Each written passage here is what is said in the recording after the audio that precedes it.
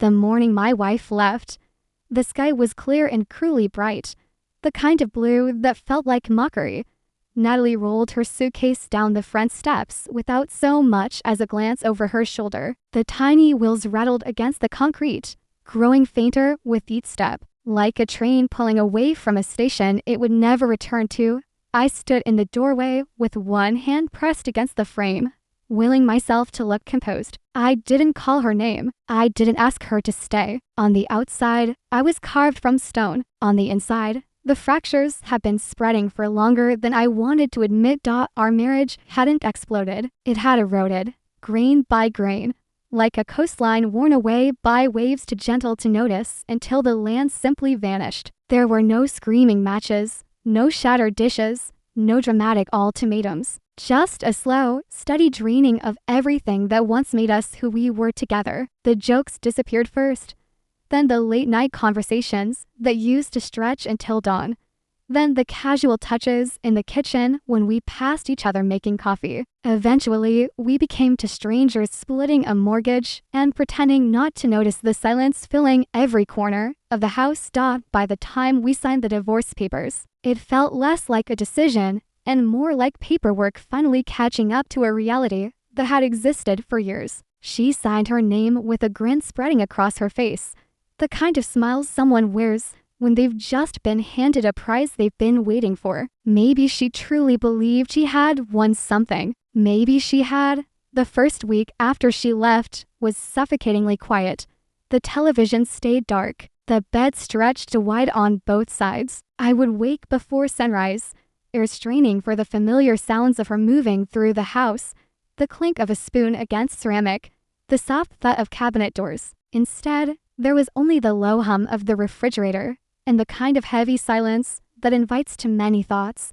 I wasn't even angry at first, just hollowed out, tired, disappointed in her, in myself, in how two people could promise each other forever and end up unable to find words in the same room. Then the photograph arrived. A friend sent it late one night, attached to a message that read simply, "You seen this?" In the image, Natalie stood on some rooftop bar, string lights and neon casting warm colors across her skin. She was leaning close to a man I had never seen before, their fingers interlocked on the table between them. She was smiling in a way I hadn't witnessed in years, maybe ever. That particular brightness I had spent our entire marriage trying and failing to earn. Below the picture, a tiny timestamp glowed in the corner. Taken 5 days after the court finalized our divorce. 5 days. I stared at that number until my vision blurred. 5 days to move on. 5 days to replace everything we had built together.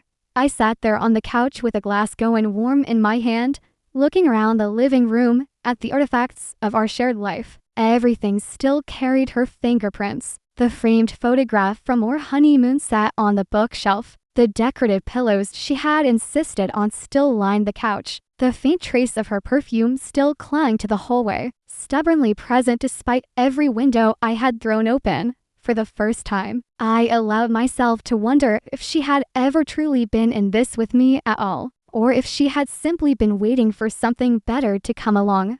3 nights later, someone knocked on my door. It was just after dusk. That uncertain gray-blue hour when the day hasn't quite surrendered tonight. I crossed to the door and pulled it open, and everything in me went still. Standing on the porch, arms wrapped tight round herself against the cold, was Iris, Natalie's younger sister, the one who used to crack sarcastic jokes at family dinners while everyone else played polite, the one who would pull faces behind Natalie's back whenever her sister became too controlling, the one who had always seemed to understand more than she ever let on.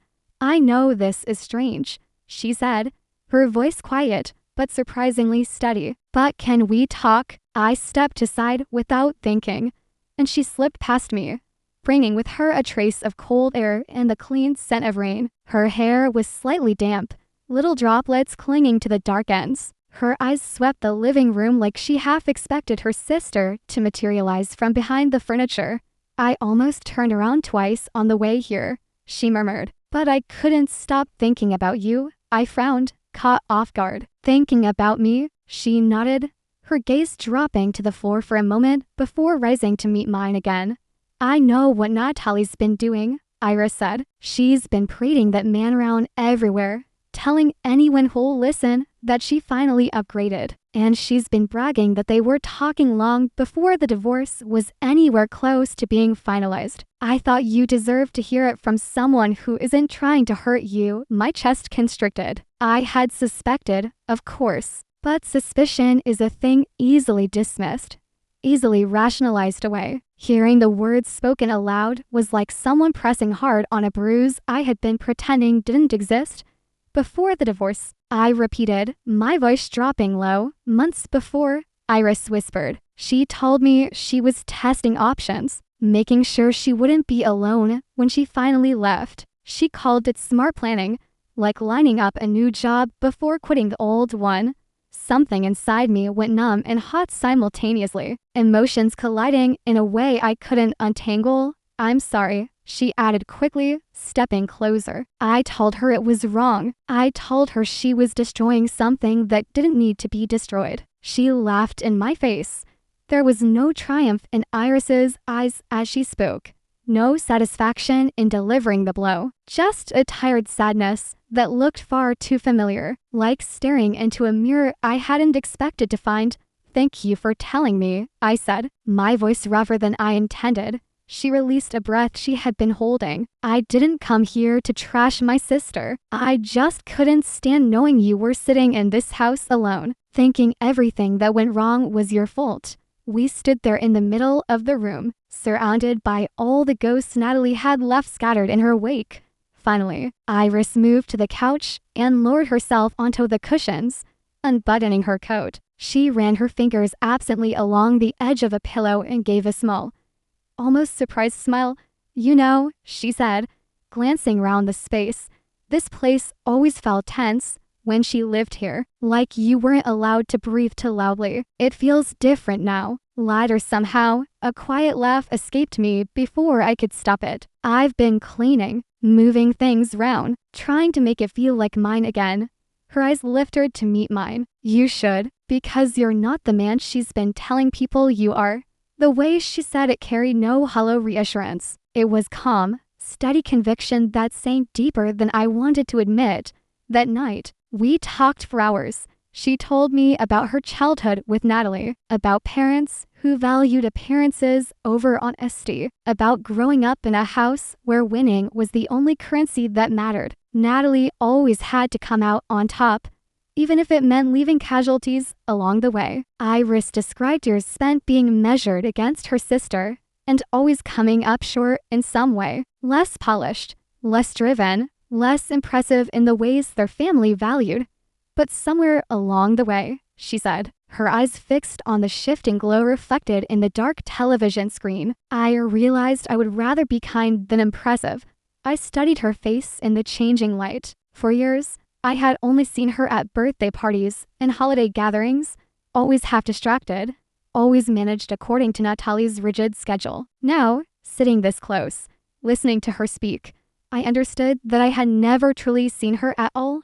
You're nothing like her, I said. She turned her head, surprise flickering across her features. You really believe that? I know it, I replied. Something shifted in the air between us then. Nothing dramatic, just a subtle click, like a lock finally finding the key it had been waiting for. We didn't move closer. We didn't touch. But the silence that followed wasn't uncomfortable anymore. It was something else entirely.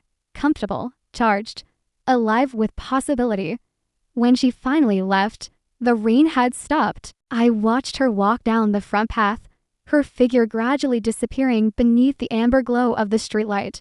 A week ago, I had signed away a marriage. That night, for the first time in longer than I could remember, I felt something other than grief. I felt curious about what might come next. Iris started appearing every few days after that. At first, she maintained the pretense that she was simply checking on me. She would arrive with takeout containers or a box of pastries from a bakery she claimed to love, insisting she had accidentally ordered too much or bought extra by mistake. Eventually, she stopped pretending altogether and just sent a text.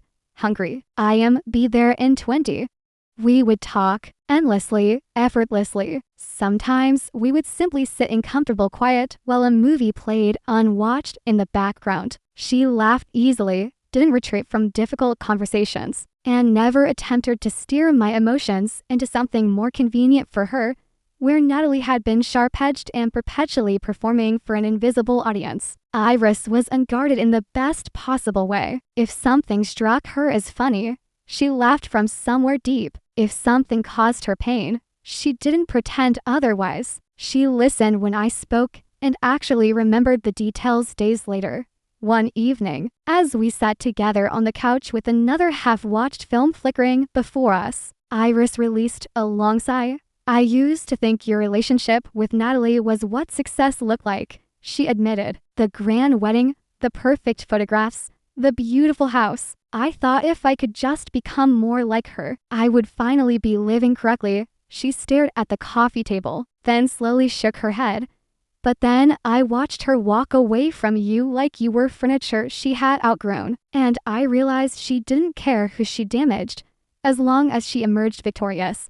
You're nothing like that, I said. She blinked, turning toward me. I'm really not, am I? No, I answered. You're better. We simply looked at each other for several seconds, the television casting shifting patterns of color across her face. I could feel my heart beating harder than such a quiet moment should warrant.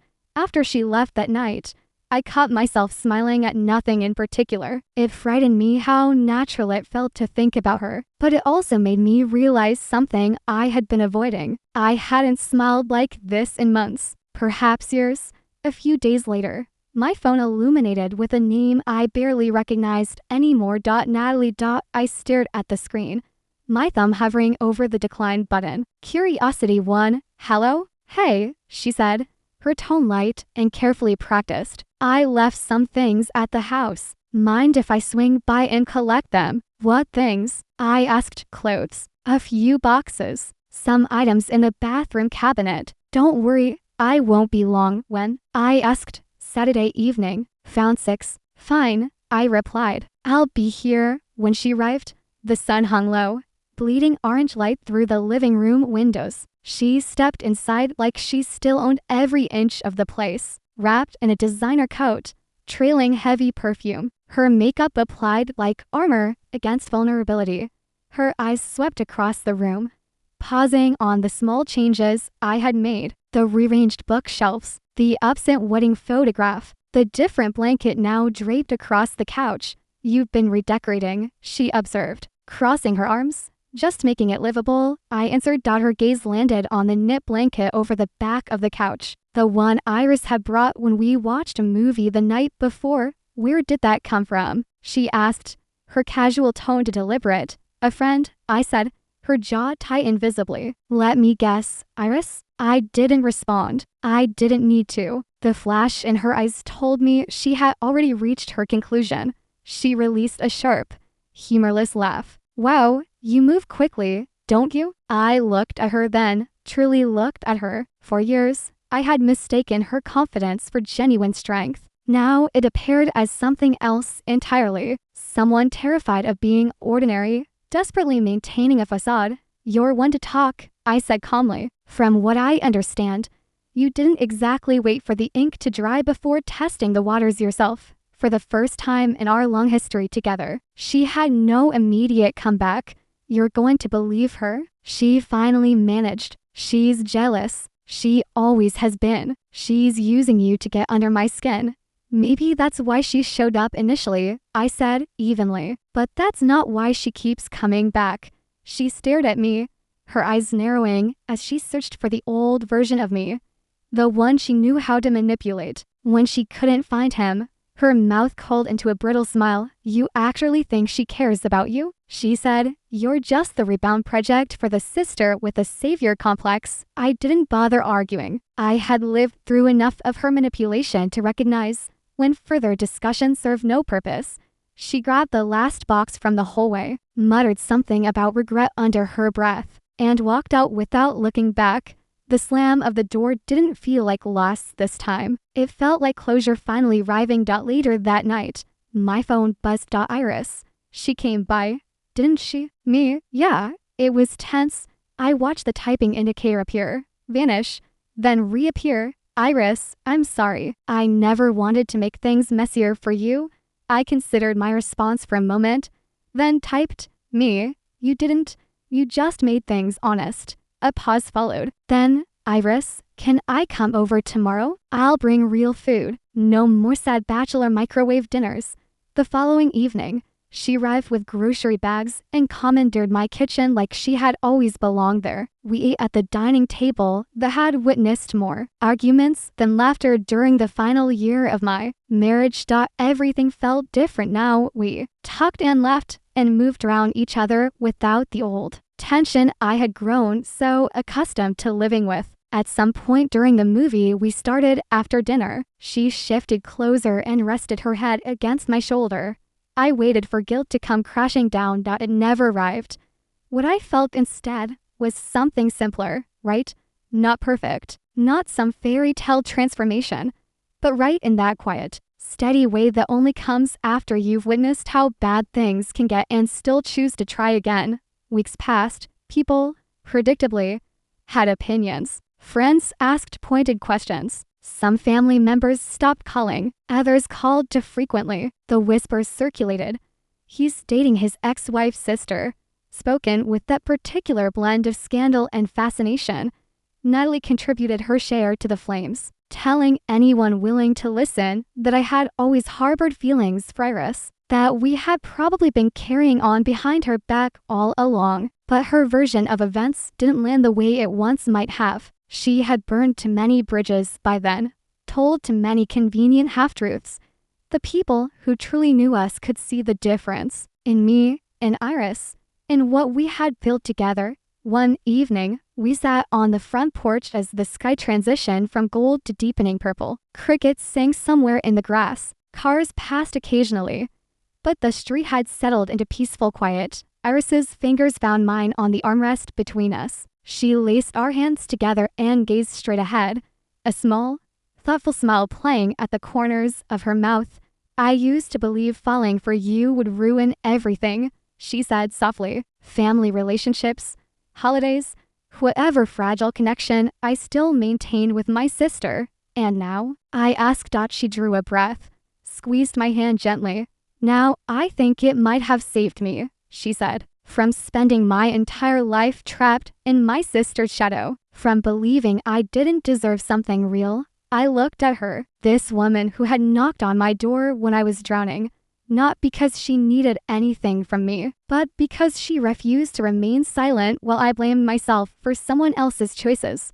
No, I said quietly, we saved each other. She leaned her head against my shoulder again, and we remained there in the fading light, listening to the neighborhood settle into evening. The house that once stood as a monument to a failed marriage slowly, almost imperceptibly, transformed into something new. A place where laughter didn't require effort, where silence didn't carry danger, where the future didn't feel like punishment waiting to arrive. Because sometimes, life doesn't return what you've lost. Sometimes, it delivers something you never anticipated, wrapped in a familiar name, but carrying a completely different heart.